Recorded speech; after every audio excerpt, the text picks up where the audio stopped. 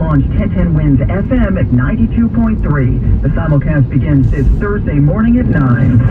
The News Watch never stops.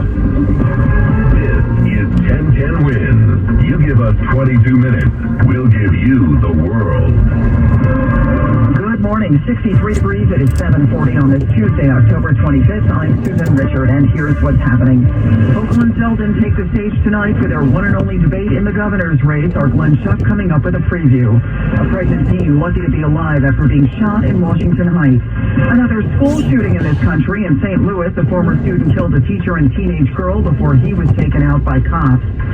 Suddenly, a surge of children across the country getting COVID, the flu, and something called RSV. We'll explain. Mayor Adams unveils a plan to help make child care in the city more affordable. In sports, Knicks won, Nets and Devils lost. Bears beat the Patriots in Monday Night Football. 1010 Wins AccuWeather dense fog advisory in effect. Otherwise today, mostly cloudy, rain and drizzle, but milder, the high 69. Wednesday time, 7:41. Let's get traffic and transit from Karen Stewart. All right, we're going to Jersey first, where unfortunately we have the 8095 express lanes of the New Jersey Turnpike heading up towards the GW Bridge, dealing with a full closure. There is a jackknife tractor trailer and a fuel spill, and all traffic's getting pushed over to the local lanes. The inbound GW Bridge is 90 minutes, an hour and a half for the upper level due to that jackknife tractor trailer. 90 minutes. And the inbound George Lower is about a 45-minute wait. It's 45 at the Lincoln, and it's 1 hour inbound over at the Holland Tunnel. We're also dealing with a northbound New Jersey Turnpike Eastern Spur crash over on the shoulder at 15W for Kearney, but there are delays there anyway. Now, the fog has been the biggest problem that we've had this morning so far after this 95 express lane jackknife tractor trailer. It's the fog and drizzle that slowed things down this morning. We've had a lot of accidents out there this morning, more so than usual, and the fog has had a lot to do with it. Please leave yourself a lot of travel time. As much extra space between you and the poor guy in front of you as much as you can. And again, take mass transit if you'd like to do that. We have problems on the Newark to World Trade Center line, though, both ways. They're operating with delays. They got a power outage in Newark. New Jersey Transit Rail is cross-honoring tickets on the path at New York Penn, Newark, and at Hoboken. I'm Karen Stewart, and your next report is 7:51 on 1010 Wins. Tonight at Pace University, the one and only debate between Kathy Hochul and Lee Zeldin in the race for governor of New York. Let's get a preview from our Glenn Schuck. Zeldin critical of Hochul for only agreeing to this one debate, while Hochul's camp firing back, saying they're looking forward to exposing Zeldin's dangerous lies and telling New Yorkers the truth. So what does the governor need to do? Political strategist Hank Scheinkoff. The governor's got to come out as someone who says, look, I've stabilized the government. We went through a terrible time. I'm fighting crime. I've done things to make sure that average people can, well, afford to live in this terrible time of inflation and uncertainty. If she can do that, she'll be able to at least hold the line on Zeldin. Zeldin expected to continue to talk about bail reform and issues like crime, as recent polls do have him closing in. Glenn Schuck, 1010 Wins in Midtown. 1010 Wins election coverage sponsored by AARP New York. Get voting information you can trust at aarp.org/NY votes. The hunt is on for 5 men who went running from the scene of a shooting in Washington Heights. That landed a pregnant teen in the hospital. Cops say the woman was an innocent bystander as bullets started to fly here near the intersection of West 165th Street and Broadway. This witness described the scene to ABC7 Eyewitness News. The mom knew that there was upsetting crime. The neighbors took the phone off and threw it on her. Cops say the 19-year-old was sitting in a car with her boyfriend in front of 560 West 165th Street when she was struck in the leg at around 9 Monday night. Crazy. That could have been anyone. I hope she's okay. She was rushed to Harlem Hospital. Police are now searching for 5 suspects who fled the scene. Darius Ramsey, 1010 Wins in Washington Heights. A senior citizen is now hospitalized as cops hunt for a gunman in Bed-Stuy. Police say the shooter was on a moped, apparently in his 20s.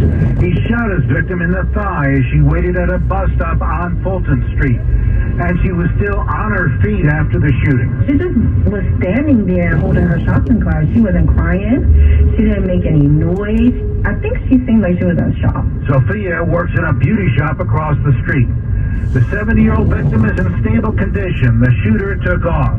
And Jacqueline says you never can be too careful. You got to look at your surroundings, not on your phone and stuff. People don't pay attention. Roger Stern, 1010 Wins in Bed-Stuy, Brooklyn. Another rally today outside City Hall demanding the closure of Rikers Island, and ahead of that, an end to solitary confinement and for inmates to receive quality mental health treatment. The family of Eric Tavera is expected to attend. The 28-year-old was in a mental observation unit when he died by suicide. He was the 17th inmate to die in custody this year. His family has filed a wrongful death claim against the city correction department.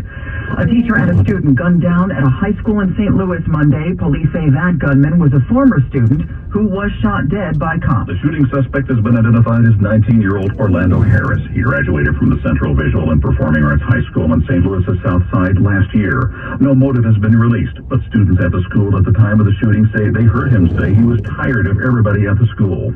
Police say a 16-year-old girl was killed during the shooting. Her name has not been released.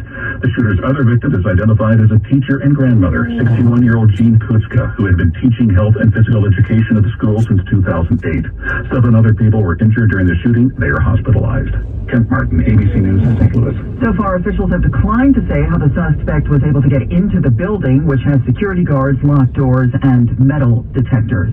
Damp, dreary, dense fog advisory. That's what this AccuWeather forecast reads. That fog advisory in effect till 10 this morning. Otherwise, we are looking at rain and drizzle today and a high of 69.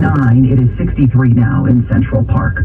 Wins News Time 7:47. They're still working to select a jury in the Trump Organization trial in Manhattan. Yesterday, about half of the initial 132-person jury pool asked to be let go even before the process began. Some telling reporters outside they know they cannot be impartial in a case related to the former president. Well, the Trump Organization is accused of helping top executives avoid paying income tax on various perks, including apartments and luxury cars.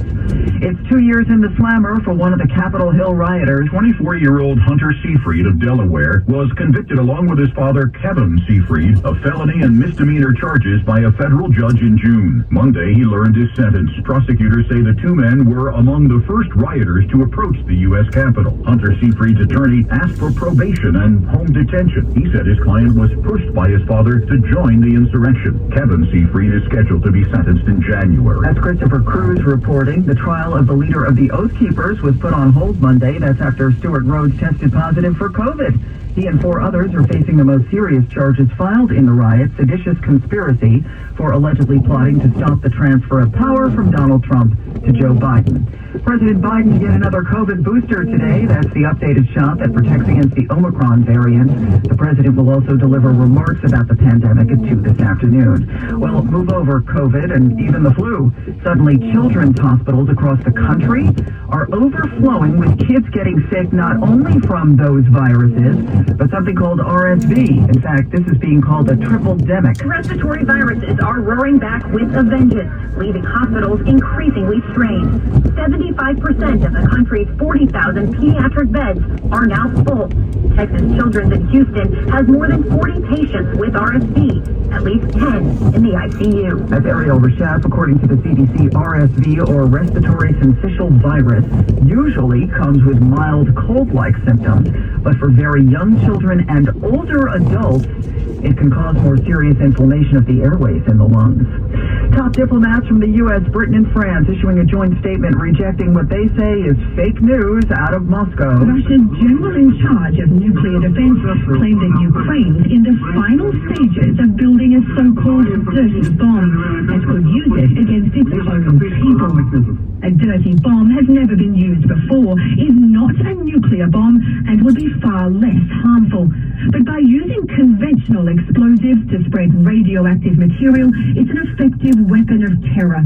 The U.S. has dismissed Russia's allegation as transparently false. That's Holly Williams. Meantime, the United Nations Nuclear Agency says at the request of Kyiv, it will visit 2 Ukrainian facilities in the next few days.